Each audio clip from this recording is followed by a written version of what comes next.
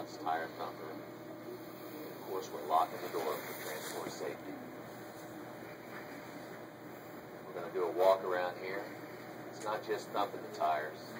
You're going to be smelling for hot brakes, burning oil. You'll feel the heat from the wheels if something's gone wrong. So it's a little bit more than just a walk around to look good. Checking the delivery area to make sure it's clear, no spills, no drips, no messes, so that we can get started and make the fuel delivery. I always go all the way around the truck. Don't cheat yourself. Do the full walk around. After we've done our walk around, we're going to walk into the store and we're going to get a feeder route printout. Gauge the tanks. Most of the store managers know us after you've been here a few dozen times. Make sure you get their attention, let them know what you're going to do. You're going to go in the back, you're going to locate the feeder route. If you don't know where it's at, just ask them. After a few dozen times, you'll learn where it's at. You'll get your feeder route printout. All the information's on there. You're 100%, you're 95%, you're 90%. It's going to tell you whether there's any water readings in the tank.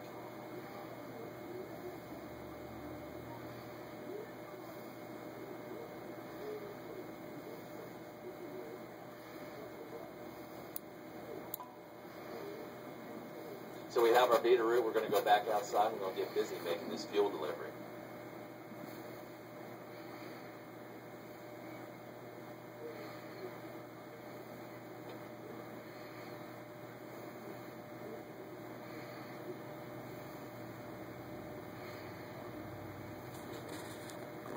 Alright, we're in the unload area at this time. Valve control box, paperwork, feeder route, bill of lading. Everything I need to make that delivery is right here. It's not much of a desk, but it's the desk that we have to use. I'm going to take a look at your printout and confirm that the load is going to fit. We're going to figure it at 95, and then we're going to figure it again at 90%. And then we're going to get started here.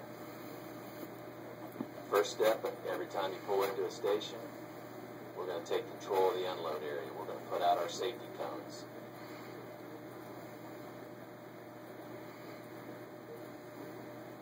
Safety cones with the no smoking signs are out.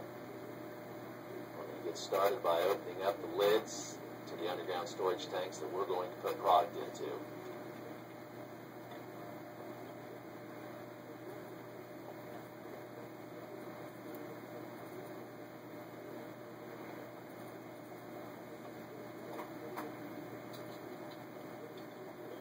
After we've got our lids open, don't spread them all over the place. Keep everything nice and tight. Go ahead and put your pry bar back and put it away. You're done using it. Start a task, finish a task, get it out of the way. Start working down the side of the truck. The very first thing we hook up when we're going in an underground storage tank is a vapor recovery line. We grab our vapor recovery lines and get them out.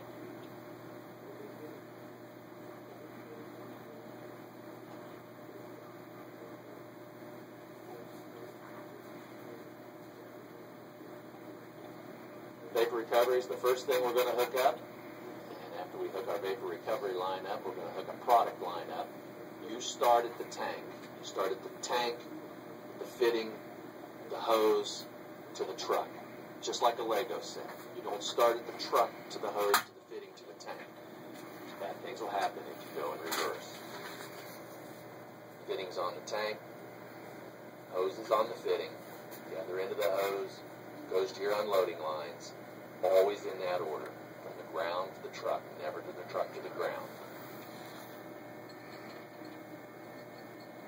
All of our fittings are nice and tight. Took a look at our cow tag. We've opened up that unloading valve. Let's freeze this right here and talk about one of our favorite subjects. Blends, cross drops, misloads. At this point, we are hooked to a premium underground storage tank. We started at the tank, we went to the fitting, we went to the hose, we went to the number 3 compartment. Number 3 compartment on this particular load has 1,100 gallons of 93 octane premium. We have a cow tag, it's red. We have a product dial, it's red with a white cross. We have our bill of lading. So we're going to check all of those every time we make a delivery into an underground storage tank. We're going to look for our red lid with our white cross. We're going to follow that line back to our number 3 compartment. We're going to look for our cow tag. We're going to look for our product dial.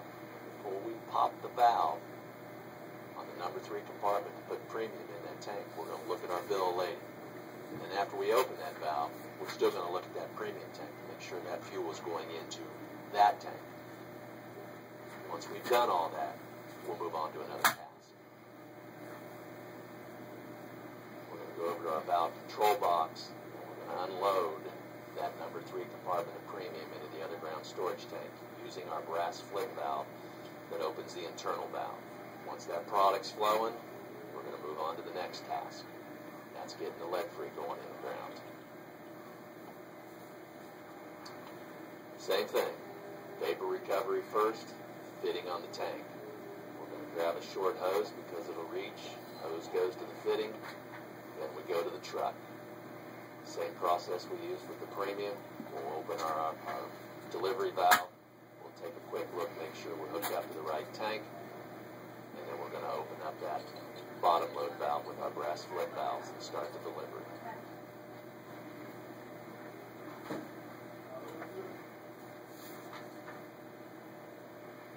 When we open these brass flip valves, we're controlling the flow of fuel off the truck into the underground storage tank. Even though that compartment is empty and we've closed our delivery valve, we want to leave the brass flip valve open. And there's a reason we do that.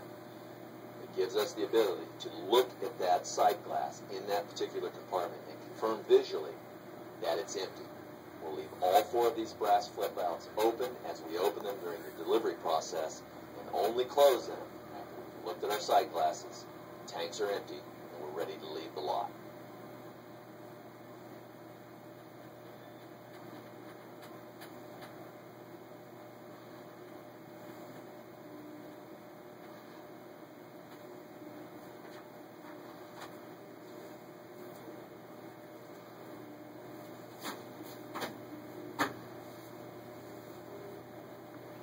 Product's done delivering, we're going to start at the truck, shut the valve, disconnect, dust cap's back on, and we're going to roll this hose out. Slips, trips, and falls, we're going to make sure we're not falling.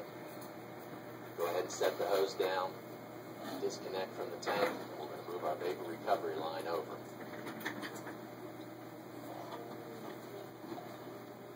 So we're going to move over to the lead-free. We want 2 lead-free hoses going into the underground storage tank, so we're going to need 2 vapor hoses coming out of that underground storage tank. In just a second here, we're going to hook the vapor recovery up. Vapor first.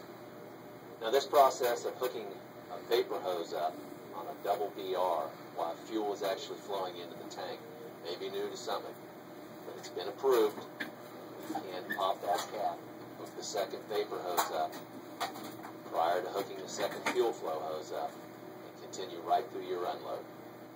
We're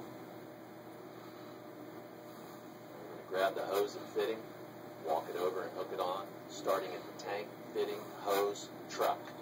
Always in that order.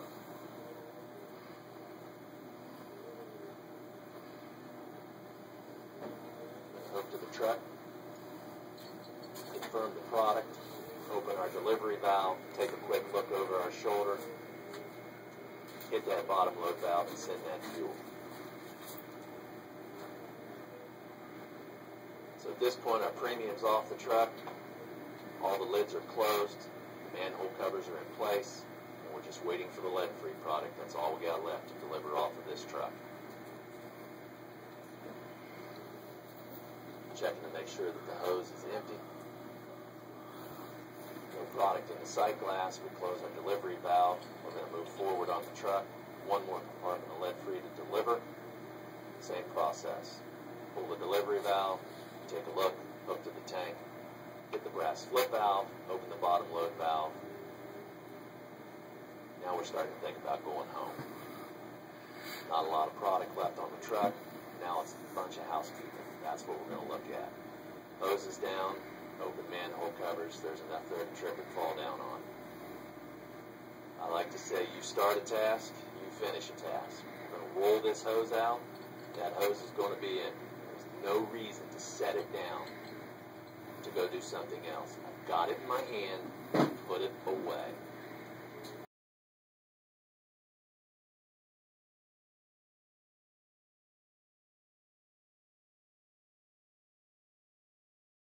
job, keep it neat, keep it organized, keep it clean, keep your work area trip and hazard free.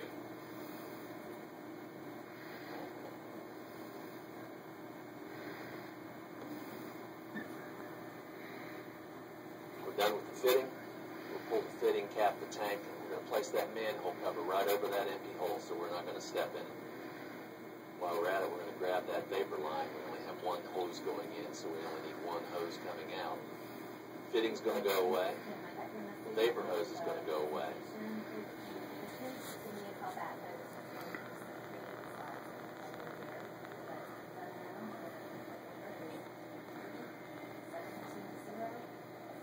And at this point, we're probably ready to start rolling out that last lead-free hose. And we'll follow the same process. Roll it, drain it. It's in our hand. Don't set it down. Put it away. Got the last hose here. It's ready to go. We're going to roll this hose out.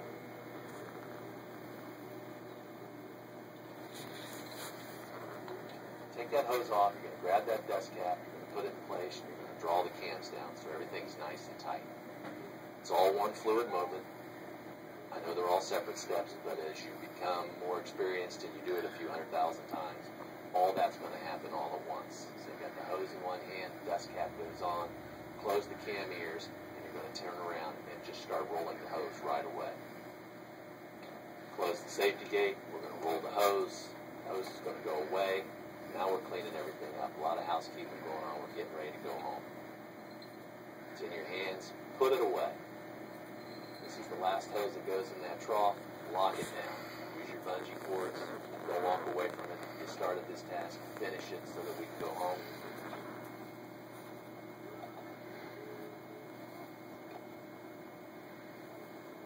We're closing all of our internals, discharging the system. We're getting ready to put our last fittings away.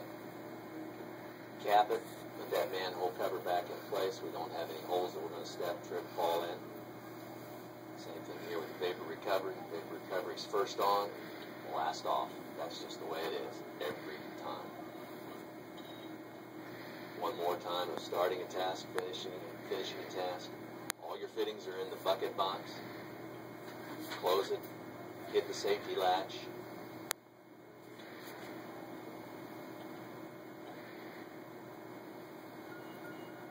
Vapor recovery hoses. As you walk back down the truck, take that opportunity to put your bungee cords back in place.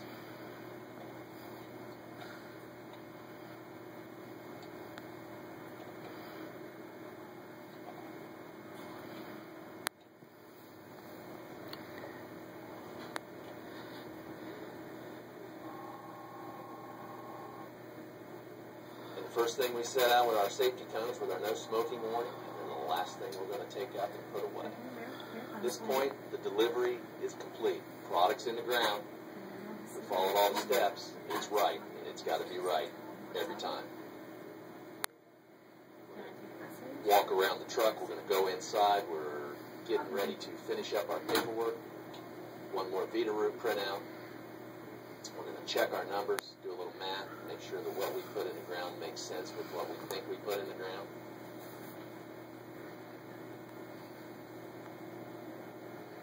Delivery is complete. We're going to step into the store here. We're going to get one more printout from the Veeder-Root.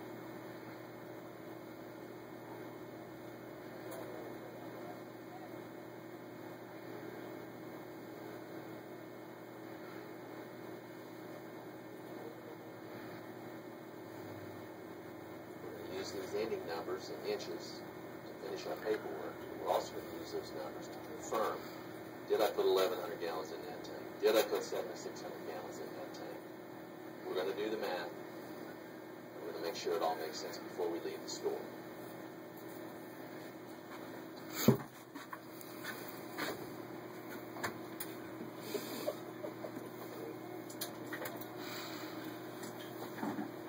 After we've got our paperwork filled out, confirmed that the delivery is correct. You just behave yourself. Station copies with the station manager or the cashier.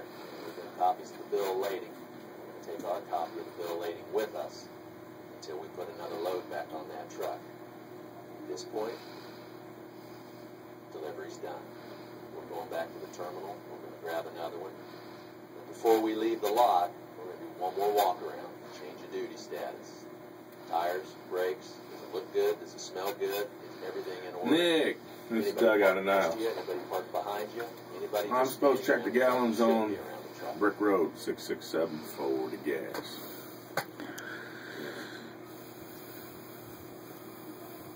And now we're getting ready to leave this station.